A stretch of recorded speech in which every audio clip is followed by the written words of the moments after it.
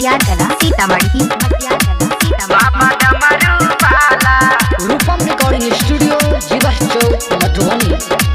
बाबा डमरू वाला बाबा हो बाबा तोरा के नहीं जनई छा तोरे जटा से हो बाबा गंगा जी बहई छा गंगा जी बहई छा।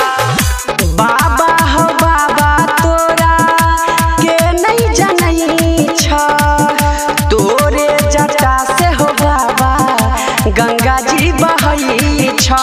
भूत प्रेत बाबा संग रहई छो गर्दन में सांप के माला हो बाबा डमरू वाला हो बाबा नाग वाला भांग खा कर रहई छो मत वाला हो बाबा डमरू वाला महिमा छतो हर निराला हो बाबा डमरू वाला। बाबा डमरू वाला डमरू वाला मसियागला सीतामढ़ी बाबा डमरू वाला रूपम रिकॉर्डिंग स्टूडियो जीवा चौक मधुबनी।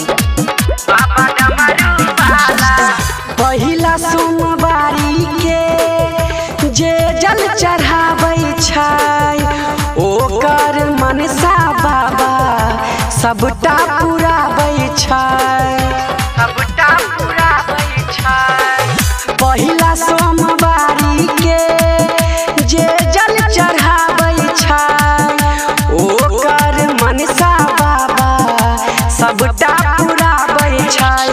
रूपम अनिल के हो भोला बाबा खोल दह किस्मत के ताला हो बाबा डमरू वाला हो बाबा बसहा वाला भांग खा कर रहई क्षमता वाला